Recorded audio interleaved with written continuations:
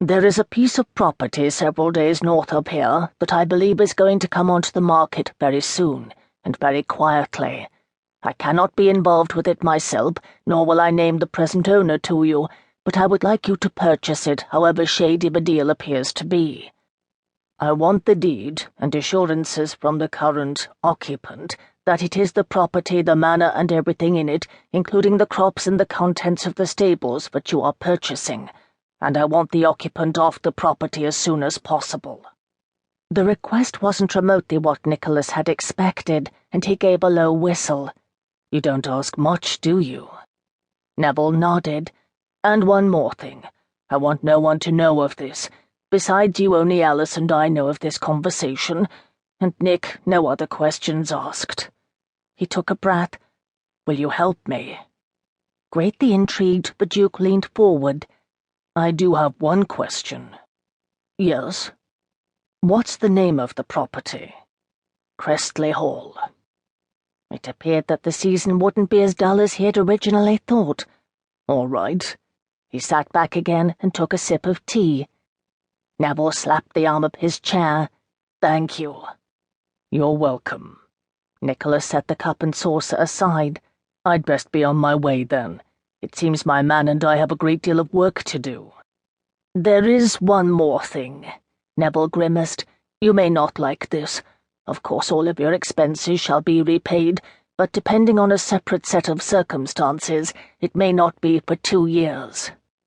The conditions were odd, but no more than was the rest of the deal. He shook his head. "You needn't worry, Neville. I could purchase all the homes along Rotten Row and still have enough to buy a lady's heart." Clary laughed. "There's not enough money in all the world for that." "I wonder." He leaned forward. "I am curious about one thing. Why me?" The Baron cleared his throat.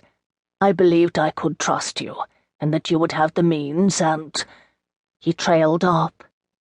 "And the necessary lack of scruples," Nicholas supplied, more intrigued than annoyed. Crestley Hall was sounding more interesting every moment. Neville had the good manners to look embarrassed. "Something like that." A soft knock came at the door, and it swung open. "Lord Clary?" Both men rose at the sound of the female voice. Katherine Ralston stood in the doorway, looking very fetching in a mauve riding outfit, cut in the military style. On her head, tilted forward at a jaunty angle, perched a hat of the same colour. She looked startled as she saw the Duke, but quickly recovered herself. "I'm sorry, I didn't realize you had company," she said to her godfather. "Alison asked me to tell you that a crate just arrived from Paris. She said you would want to know."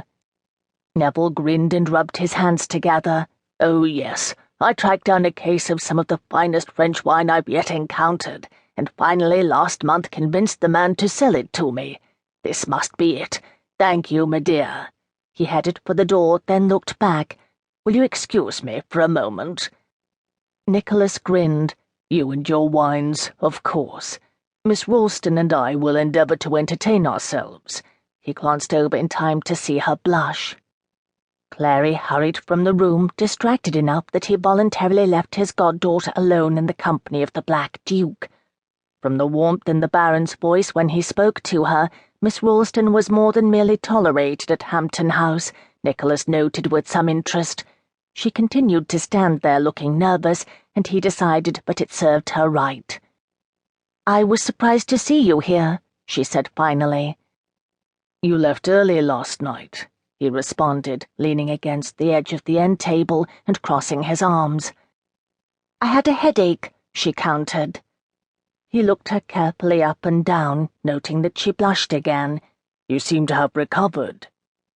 "Yes, thank you." She turned, and he thought she was going to flee. Instead, she became absorbed in studying the titles of the books on the nearest shelf. "You like Shakespeare?" he asked, stepping closer. She was smaller than he remembered. Perhaps it was her temper that had made her seem taller. "I beg your pardon?"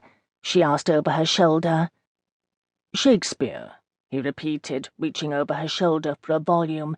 As he had expected, she started. "Yes," she mumbled. "I do very much."